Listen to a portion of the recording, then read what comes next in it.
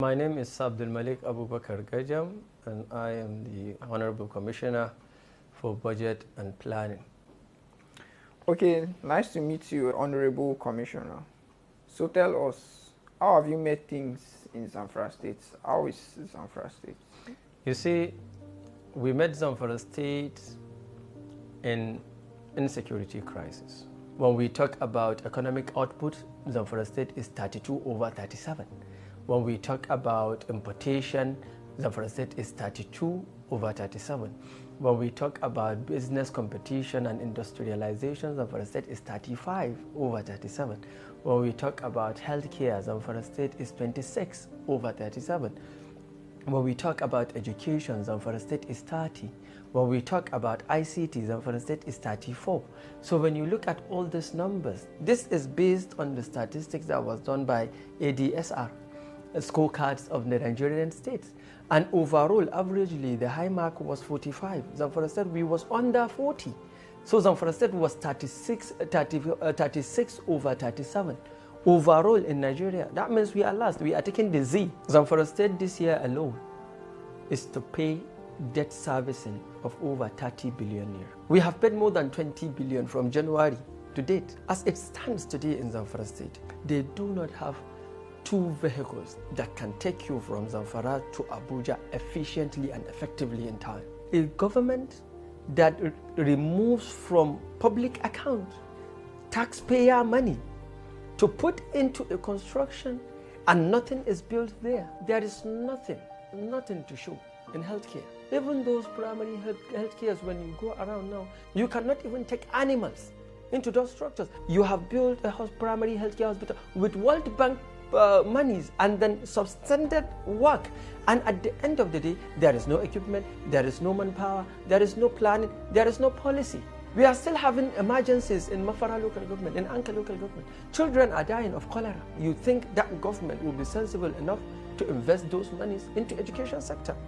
We do not have a functioning education system.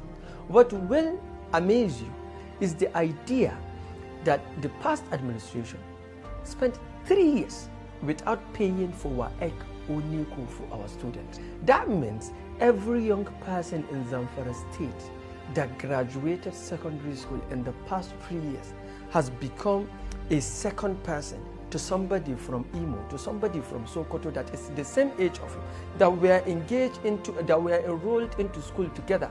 Now he is 3 years far behind. The past administration spent more than 15 billion naira in the government house alone. And now if you go to Zamfara State, there is no governor's office that is functioning. We even need to, we are rehabilitating it at the moment. They bought massage chairs of 50 million naira. When people are hungry, when people are dying of illiteracy and insecurity, and people are dying of malnutrition, there is no 5-kilometer road built in 4 years. They have spent billions of Zamfara States and money. They came to AMCON, the contribution of pension. It was supposed to be, since the inception in 2005, the employer will contribute, the employee will contribute. From the beginning of time, since its inception, the government of Zamfara State the employer never put in their contribution. That is the government. Employees were contributing. At the end of the day, this past administration came to AMCON, withdrew the money, removed themselves from that engagement of a fiscal policy that transformed the pension processes and enable our people to get access to their investment after retirement. They withdrew that money. They squandered over 1.something billion out of pension money. What do you do with pension money? The legacy that past governor left in Zamfara State, he bought vehicles, he locked vehicles and dashed them away to bandits. The evidence is there.